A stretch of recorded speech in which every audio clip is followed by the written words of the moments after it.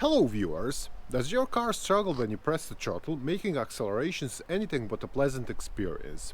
Or you have a feeling it doesn't pull as sharply as before when you put your foot down? Either way, this is not just annoying, it can also be dangerous if you find yourself in a situation where you suddenly don't have enough pull to overtake some lane hogger. So because poor accelerations is not something to be ignored, we'll try to figure out what most commonly causes this issue. Let's go! To be honest, modern cars are complex machines and a whole lot can cause its engine to hesitate. But regardless of that, we'll start with the basics, as the problem can often be something simple and easy to solve. First, we have the air filter, whose job is to remove dust and other particles from the airstream that goes to the engine. But with time, however, it will get all clogged up with dirt, which obstructs airflow and causes the engine to, quite virtually, lose its breath. This is most noticeable on accelerations when the throttle is wide open and a lot of air should go through. With that in mind, remove the air filter from its housing, check its condition, and replace it if needed. In essence, I'd recommend putting in a new filter at each oil change. Like with the air, the gas going to your engine needs to be free of any contaminants, which is why cars have a fuel filter. And again, it too gets dirty with time, which obstructs the flow and, at first, causes engines during hard accelerations.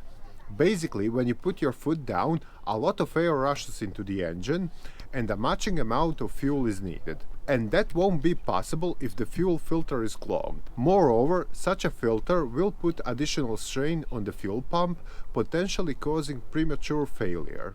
Then we have the MAF sensor, which measures how much air is getting into the engine. These values are used by the car's ECU to determine how much fuel should be added to the mixture at every given moment. But as we described in one of our earlier videos here on this channel, the MAF sensor may fail or be covered with dirt, which offsets its readings. This causes the air-fuel mixture to be out of balance, with hesitation and lack of power being one of possible consequences. In many cases, luckily, a good thorough cleaning might solve the problem. Further down the road, so to say, we have the oxygen sensor, which sits at the exhaust and measures the content of gases getting out of the engine. The ECU uses these readings to figure out if the engine is running rich or lean and adjust injection accordingly. And predictably, just like the MAF sensor, the oxygen sensor can get all covered with soot and unburned fuel, which again offsets its readings. You can try to clean the oxygen sensor, but to get the best results, I'd suggest replacing it with a new one. And while there, let's mention the component that's typically found behind the oxygen sensor, the catalytic converter, or in the case of a car with a diesel engine, DPF filter. Despite the differences in names and working principles, both these have the same function: purify exhaust gases and make them less harmful. But they can also get clogged up with time, which obstructs the gas flow and effectively chokes the engine. As a result, your car will struggle to rev up when you press the throttle. Then let's get back to the fuel once more, which is delivered to your engine through a set of injectors, one for each cylinder. What they do is take a liquid fuel and spray it into an engine's intake in a form of a fine mist. This process, called atomization, helps fuel to mix with air, which improves combustion and engine performance. But if the injector nozzle gets covered with dirt and carbon buildups, they won't be able to do this anymore, which causes incorrect spray patterns. As a consequence, the engine will be down on power, with poor throttle response and slow accelerations being one of the most noticeable issues. Similarly, we have the fuel pump, whose job is to lift the fuel from the tank and send it to the fuel rail under pressure, from where it's injected into the cylinders. This pump is more or less a mechanical component with an impeller that spins all the time and as such is prone to wear and failure.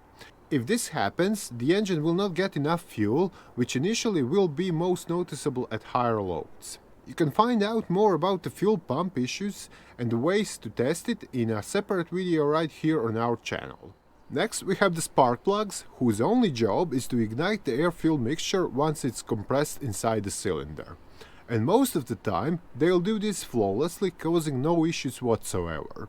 But if they get covered with, for instance, a layer of oil, unburned fuel or coolant, this may stop them from producing a strong spark.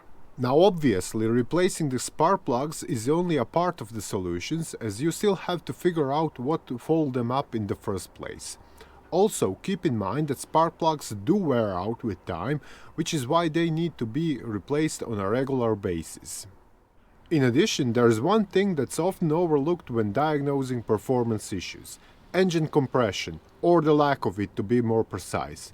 If the cylinders are not sealed properly, which can be caused by worn piston rings, damaged valves or something else, the air-fuel mixture won't get compressed enough, and as a result the engine will be down on power. You can easily find out if this is the case by performing a compression test. And lastly, for those cars that have it, there is a turbocharger and corresponding pipework as a potential cause of poor acceleration. What might happen here is that turbo stops working for any reasons: internal failure, jammed wastegate or vanes, actuator issues or whatever, which then stops it from generating enough boost pressure. Consequently, the engine won't get as much air as it should and will be down on power. Pretty much the same will happen if the intercooler, whose job is to cool down the charged air, or some of the hoses connecting all this to the engine, is damaged. Obviously, other issues can cause poor acceleration as well, but those we now mentioned are the most common. But even as such, you'll really want to narrow down the problem instead of relying on guessing and checking them one by one. So here's what I do. First, take the OBD2 scanner and plug it into the diagnostic port, which is usually found under the dashboard. Then check for stored trouble codes, and if there are any, try to find out what they mean. You can check out our free DTC library to get more info on this, which can be truly helpful further down the road. Now, many times there won't be any codes stored, which makes everything a bit more difficult. Still, what you can do now is check the live data, or to be more precise, short and long fuel trims. So if the mixture is lean, we might be getting too much air. Potential reasons here include boost or vacuum leaks, or there is an issue with some of the sensors. Another thing to check is the fuel pressure, which might be too low. On the other hand, the mixture can be rich, which can be caused by a clogged air filter, leaking injectors, and so on. And again, incorrect readings from the MAF or oxygen sensor could be the reason. If the car is turbocharged, checking the boost is definitely on the to-do list. Go to the live data, find manifold absolute pressure readings, and monitor what happens when you press the throttle. Lastly, doing a compression test isn't too difficult either, and it could reveal a lot if any of the above hasn't. But if, even after doing all this, you still can't figure out what's causing the problem, it might be a good idea to get professional assistance. The fact is that as a do-it-yourselfer, enthusiastic as you may be, there's only so much that can be done when facing complex automotive issues. In such situations, having a car checked by a seasoned professional may be a much better option. Okay, that, I believe, would be all about potential causes of poor accelerations and way to deal with it. Hopefully, this video will help you sort this problem out, and if so, give us a big thumbs up and share it with your friends. But if not, something else may be causing the issue. So to continue troubleshooting, check out other videos here or visit our site mechanicbase.com for more detailed automotive repair guides. Bye!